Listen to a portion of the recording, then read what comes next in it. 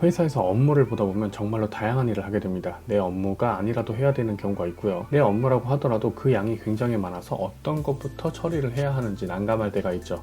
이때 이제 팀장님이나 회사 선배님들이 하시는 말씀들이 있죠. 우선순위를 정해서 업무를 처리해라. 근데 생각을 해보면 우선순위를 어떻게 어떤 기준에서 정해야 하는지 굉장히 난감할 때가 대부분입니다.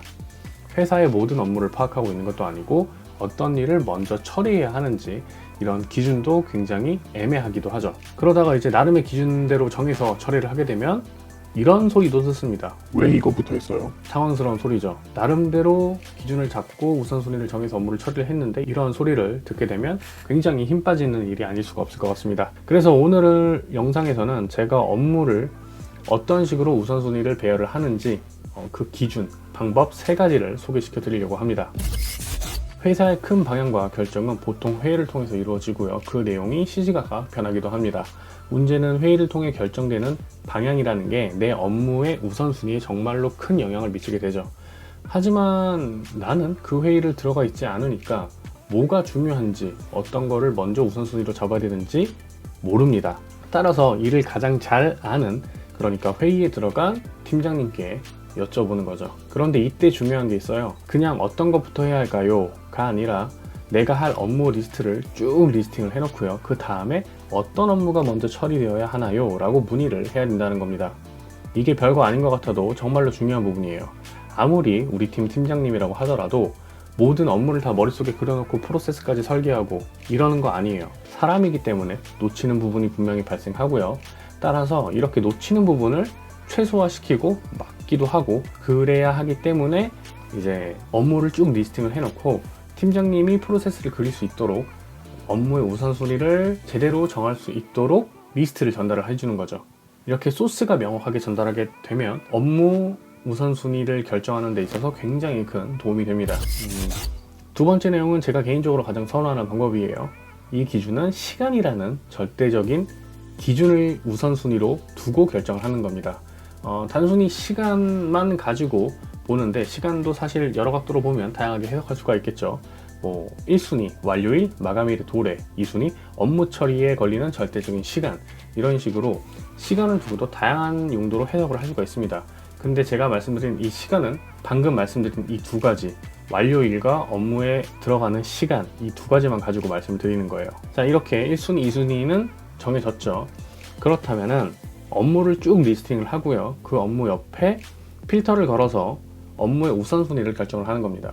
1순위와 2순위는 변경하지 마시고요. 예를 들어서 추가로 더 고려해야 될 사항들이 있다라고 하면은 그거는 3순위부터 이렇게 쭉쭉쭉쭉쭉 나름의 기준을 잡아서 적어 내려가면 되겠죠. 예를 들어서 내가 하는 업무가 마케팅이라고 한다면 각 시즌별로 이슈들이 있을 거고요.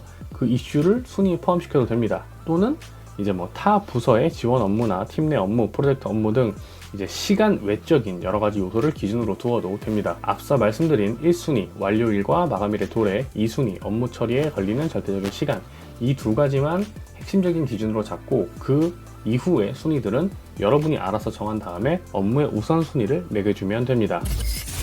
자, 일은 독립적이기도 하지만 상호 연결되어 있기도 합니다.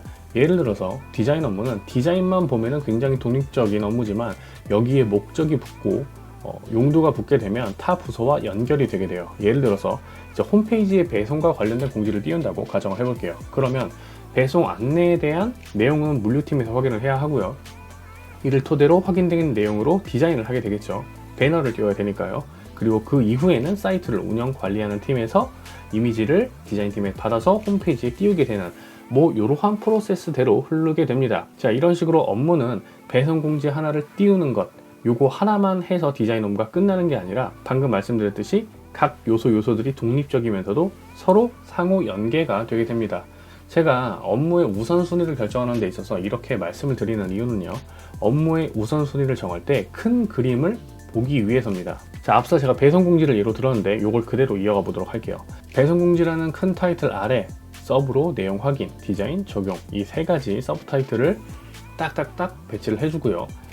각 서브 타이틀이 현재 어떤 진행 상황을 거치고 있는지 요거를 살펴보는 겁니다. 그러면 어떤 단계까지 업무가 진행되었는지 확인할 수가 있게 되겠죠. 그 후에 내가 만약에 이 업무를 지연시켰을 때 발생하게 되는 전체적인 딜레이 기간을 고려해서 업무의 우선순위를 나누는 겁니다. 즉 나의 업무가 아닌 여기에 연결된 다른 팀 또는 조직 또는 사람의 업무까지 고려를 해서 업무의 우선순위를 결정하는 방법이고요. 사실 이게 제일 베스트기는 해요. 제가 개인적으로 생각했을 땐 말이죠.